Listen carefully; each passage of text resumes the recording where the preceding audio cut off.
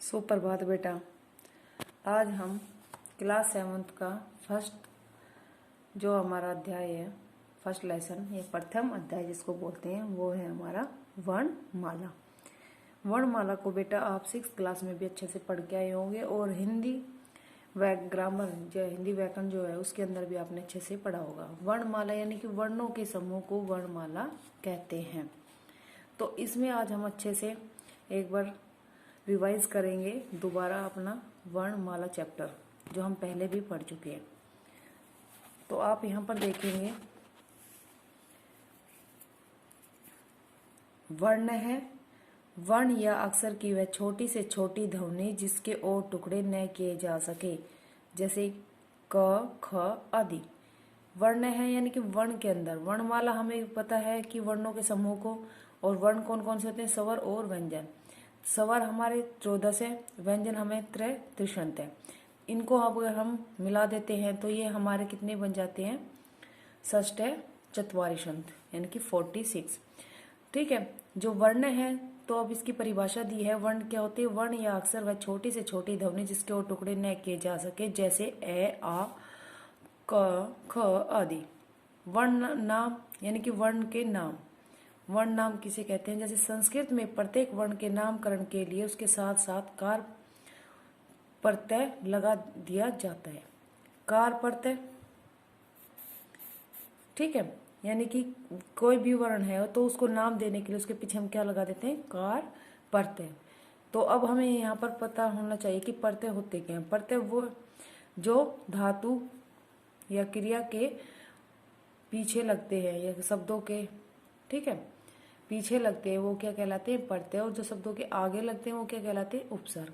तो इसमें बताया कि संस्कृत में प्रत्येक वर्ण के नामकरण के लिए उसके साथ कार प्रत्यय लगाया दिया जाता है, यानी कि प्रत्येक वर्ण के बाद में या पीछे जो कार लगाया जाता है, कार प्रत्यय, तो उससे हमें वर्ण नाम पता लग जाता है। जैसे ए को हम अकार है, आ को आकार है, प को पकार है, स को स्कार। ए, आ, पे और श ये वर्ण थे, लेकिन इनके पीछे हमने कार प्रत्यय लगा दिया तो अकार, अकार, पकार और शकार आदि कहे जाने लगे। अब हम देखेंगे वर्णमाला। वर्णमाला यानी कि अल्फाबेट्स जिसके अंदर, ठीक है, जो हमारे स्वर और व्यंजन जो अभी ऊपर बताए थे उनके बारे में। वर्णों के क्रमबद्ध समूह को वर्णमाला कहते हैं। संस्कृत वर्णमाला में स्वरों और व्यंजनों सहित निम्नलिखित ध्वनियों को समूह प्राप्त होता है। ध्वनियों का समूह प्राप्त है यानी कि हर वर्ण की अलग अलग ध्वनि होती है तो उनको समूह प्राप्त है अपनी ध्वनियों का। तो कैसे?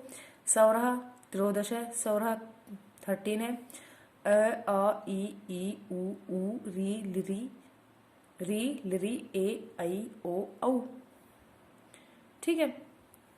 तो इनमें ये क्या है? हमारे 13 सौरह। अब कैसे इनको ध्वनियों का समूह प्राप्त अब देखेंगे हम। क वर्ग, क, ख, ग, घ, ड, ठीक है, ये सभी हमारे क्या है? क वर्ग के अंदर आते हैं। च वर्ग में हमने पहले भी पढ़ा होगा 6th क्लास में, च, छ, ज, झ, ञ। ट वर्ग में ट, ठ, ड, ढ, ण, ण। त वर्ग में त, थ, द, ध, न। प वर्ग में प, फ, भ, ब, म। और अंतस्थः में 4 होते हैं, य, र, ल, व। उष्माणः में 4 होते हैं, श, श, है। तो आपने यहाँ पर देखे ये सारे हमारे नीचे हमारे 33 यानी कि 33 व्यंजन है और ऊपर 13 हमारे स्वर है। इनका उच्चारण आप अपने आप करेंगे तो आपको पता लग जाएगा। जैसे कि क वर्ग में कंठ से ध्वनि आ रही है, च वर्ग में तालु से, ट वर्ग में मूर्धा, त वर्ग में दांत, प वर्ग में ओष्ठः, अंतस्थ में अंदर से आवाज आने, उष्मा में घर्षण प्राप्त होना यानी कि थोड़ा सा गर्म हट आना वर्ड को बोलते वक्त। तो ये ध्वनियों को समूह इसलिए इनको कहा गया है। आप इनका उच्चारण करके देखना एक बार, आपको पता लग जाएगी ये ध्वनियां कहाँ से आ रही है।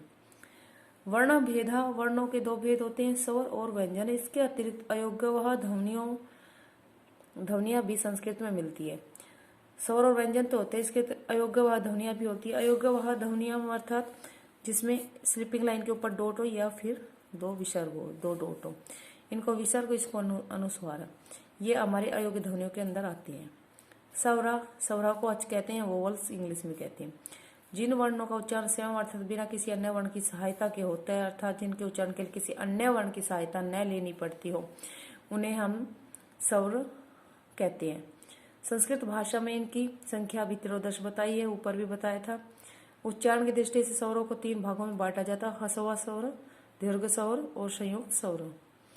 ह्रस्व स्वर, दीर्घ स्वर, संयुक्त स्वर में क्यों कहा गया है? जिसमें कम समय लगे, दीर्घ में ह्रस्व से दुगना समय लगे, और संयुक्त स्वर ए, आई और औ, ये हमारे 4 क्रम से होते हैं संयुक्त स्वर। ये ए और ऊ से मिलकर, ये आ और ऊ से मिलकर, ये हमारा है ए और बड़ा ऊ, और ये हमारा आ और बड़ा ऊ। तो ये चारों हमारे संयुक्त स्वर कहे जाते हैं। आगे हम देखेंगे सवराहा के बारे में। सवराहा यानी कि 13 है। इसके अंदर ह्रस्व मूल सवराहा भी बताया था अभी हमने। तो ह्रस्व सवराहा ए, ई, उ, री, लिरी। दीर्घ सवराहा में आ, ई, उ, री। संयुक्त सवराहा में ए, आई और औ। तो यहाँ पर हमने थोड़ा सा वहाँ पर थोड़ा सा चेंज कर दिया था बेटा, ध्यान रखना, आप मिस्टेक मत करना। दोबारा से ए और ई, आ और ई, ए और ऊ और आ और ऊ। ठीक है, ये संयुक्त स्वर।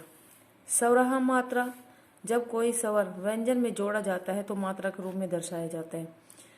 यानी कि स्वर की कोई स्वरों की मात्रा होती है, व्यंजनों की कोई मात्रा नहीं होती। व्यंजन अर्धमात्रिक हो जाते हैं, उनके नीचे हलंत होता है।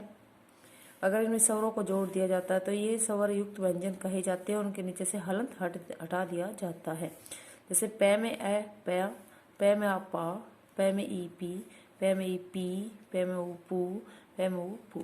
तो आप यहाँ भी ये देख लेंगे, सेम ऐसे ही है। ठीक नीचे आप देखेंगे अब व्यंजनानी। व्यंजनानी को बोलते हैं हल, स्वरा को अच और व्यंजनानी को हल, कॉन्सोनेंट्स।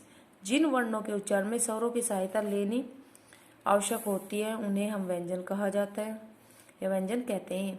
इनके अपने स्वरों को बताने के लिए प्रत्येक वर्ण के नीचे एक हलंत चिन्ह या तिरछी रेखा लगाना आवश्यक होता है। अगर हमें कोई भी व्यंजन बताना होता है, जैसे क है तो उसके नीचे, ख है तो उसके नीचे भी हलंत शो करना होगा, तब हमें पता लगेगा ये व्यंजन है। और अगर इनके नीचे हम हलंत हटा देते हैं तो हमें पता लगेगा ये स्वरयुक्त व्यंजन है। अब व्यंजनानी के बारे में पढ़ेंगे। यहाँ पे तो हमने सवराहा के बारे में पढ़ा। व्यंजनानी, व्यंजनानी सप्रशय यानी कि वर्ग है, जिसमें वर्ग में डिफरेंस किया गया है। का वर्ग से पा वर्ग तक ये 25 वर्गीय व्यंजन कहे जाते हैं। अंतस्थ में य, र, ल, व होते हैं और रुशम में होते हैं श, श, श, ह। अयोग्य वहाँ में वे ध्वनियाँ जो ए आदि स्वरों के योग से ही बोली जाती या न तो स्वरों में गिने जाते हैं, उन्हें न ही व्यंजनों में। अनुस्वार अभी बताया था मैंने आपको पहले भी, स्लीपिंग लाइन के ऊपर डोट और विसर्ग व्यवहार कहते हैं। इनको अनुस्वार में संस्कार है, संस्कृति इनके ऊपर आप देखेंगे डोट लगी हुई है, ये हमारे अनुस्वार है। और विसर्ग है में विवेक है, कवि है, गुरु है के पीछे डोट लगी हुई है और उनका साउंड होता है। ठीक है, नेक्स्ट हम देखेंगे यहाँ पर लिखा हुआ बेटा वर्ण विच्छेद है। वर्ण विच्छेद है यानी कि वर्ण विन्यास है। इनको हम किसी भी चीज को, वर्ण को अलग करना, जैसे कि अभी हम यहाँ पर देखते हैं वर्ण को ही अगर हम अलग करते हैं, इनका विच्छेद करते हैं, व में ए है, व के नीचे हलन दिखाएंगे क्योंकि व्यंजन है, तो ए, धन रे, धन अणे और धन ए। तो ये हमने वर्ण का ही वर्ण विच्छेद किया है। अब देखो, जब किसी भी शब्द के वर्ण या अक्षरों को क्रम से अलग अलग कर दिया जाता है तो वह वर्ण विच्छेद कहलाता है। जैसे गीता, गे, ई, ते, आ, गीता। वर्ण संयोग है या वर्ण संयोजन या वर्णों को दोबारा से इकट्ठा करके शब्द बनाना।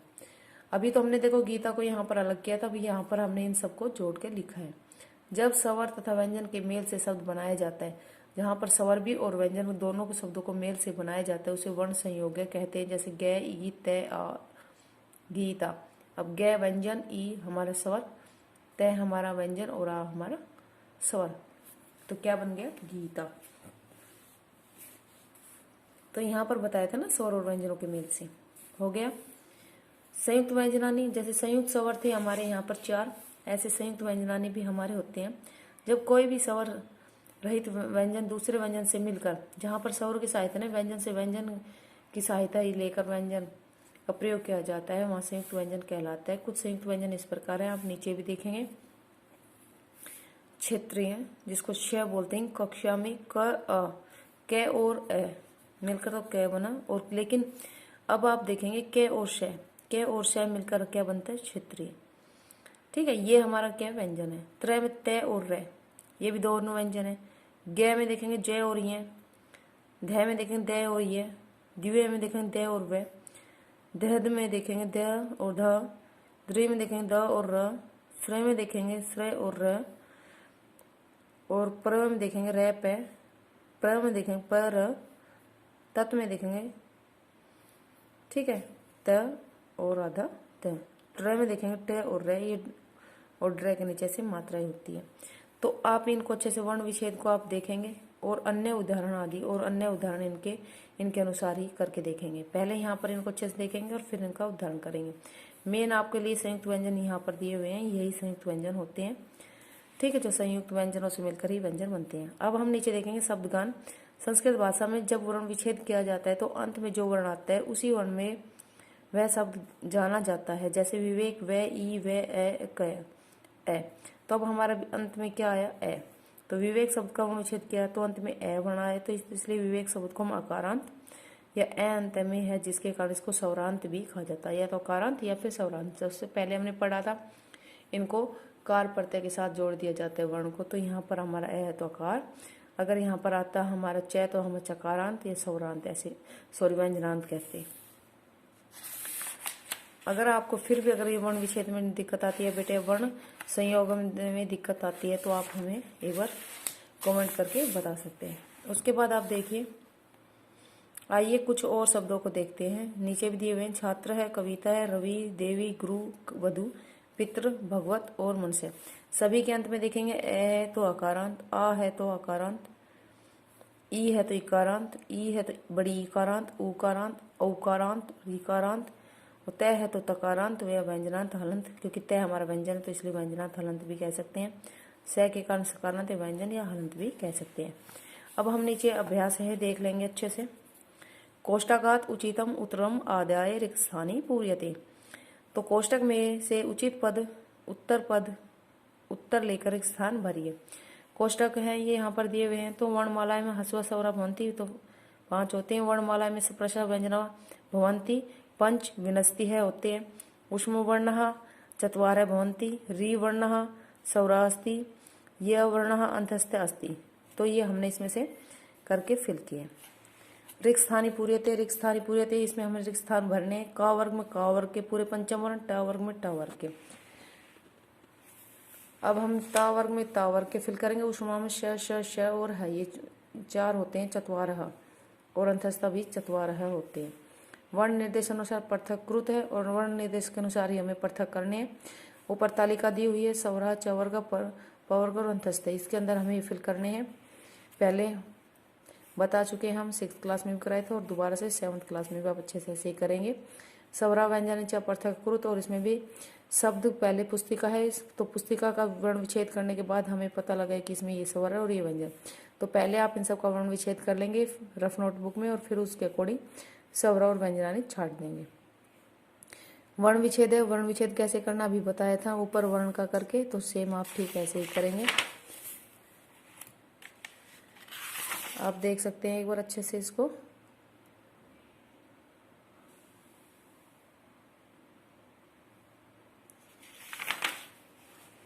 फिर यहाँ पर वर्ण संयोजन कृत, अब इन सब वर्णों को हमें इकट्ठा करना है। ठीक है, वर्ण विच्छेद करके दिया हुआ है और वर्ण संयोजन करने में। ठीक है, और रचनात्मक कार्यक्रम में आप अपने आप इसको अकॉर्डिंग करके दिखाएंगे। उदाहरण जैसे राम में है, ठीक है, ये नीचे दिए हुए हैं, तो आप इनको यहाँ पर फिल करेंगे। तो यहाँ आपका चैप्टर प्रथम अध्याय समाप्त होता है। हम नेक्स्ट वीडियो में 2nd चैप्टर लेकर आएंगे। तो अगर आपको कोई भी फिर डाउट है तो कमेंट करके बेटा अवश्य बताना।